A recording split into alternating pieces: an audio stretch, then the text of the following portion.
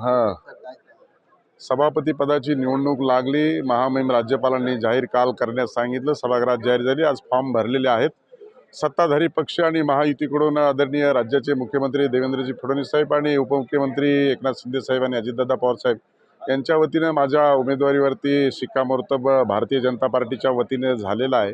मला वाटतं फॉर्म भरलेला आहे आणि विरोधकांना देखील विनंती केली होती त्या महाविकास आघाडीच्या नेतृत्वाला आणि नाना पटोले साहेबांनी सांगितलं की आम्ही या निवडणुकीमध्ये सहभाग घेणार नाही आणि निवडणूक ही बिनविरोध झालेली आहे। परंतु महामहिम राज्यपालांच्या निर्देशानुसार ही निवडणूक उद्या खऱ्या अर्थानं घोषित होणार आहे अधिकृतरित्या। त्यामुळं निश्चितच एक चांगल्या वातावरणामध्ये ही सभापतीची निवडणूक पार पडलेली आहे। विरोधकांचा देखील विश्वास संपादन केला आहे। विरोधकांनी देखील सहकार्य केलं आहे। येणाऱ्या कालखंडामध्ये सभागृह चालवत असताना निश्चित स्वरूपामध्ये त्याचा चांगला उपयोग बी होईल आणि राज्यातल्या जनतेचे जे काही प्रश्न आहेत ते सभागृहात सुटले पाहिजे ही भूमिका सत्ताधारी पक्ष आणि विरोधी पक्षामध्ये समन्वय ठेवून करण्याची माझी राहील।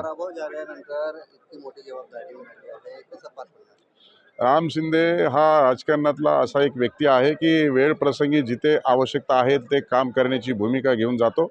वेळ प्रसंगी संघर्षही करतो आणि म्हणूनसाठी एकदा निवडणूक हरलो तर मी विधान परिषदेवर आलो, दुसऱ्यांदा निवडणूक हरलो तर मी आता त्या सभागृहाचा सभापती झालो। त्याच्यामुळे अल्पशा मताने झालेला पराजयाला खचून न जाता आपल्या पाठीशी राहिलेली जनता आणि जे काही वर्ग असेल त्यांना न्याय देण्याची भूमिका ही उराशी बाळगूनच काम करतो। त्याच्यामुळे मोठ्या मोठ्या पदावर जाण्याची संधी मिळते आणि एकाच पदावर नव्हे तर अनेक पदासाठी नाव चर्चेला जातं। त्याचाच हा भाग आहे की आपण जनतेच्या प्रति उत्तरदायित्व आपलं बनतं आणि ते जे उत्तरदायित्व बनतं त्याला न्याय देण्याची भूमिका माझी असते। मला वाटतं एकदा निर्णय झाल्याच्या नंतर प्रत्येक पदासाठी अनेक जण इच्छुक असतात, परंतु आता निर्णय झाल्यानंतर त्याच्यावर भाष्य करणे योग्य होणारही नाही आणि ज्या ठिकाणी ही चर्चा झाली त्यांनाच हा प्रश्न विचारला तर ते अधिकचं चांगलं सांगू शकतात।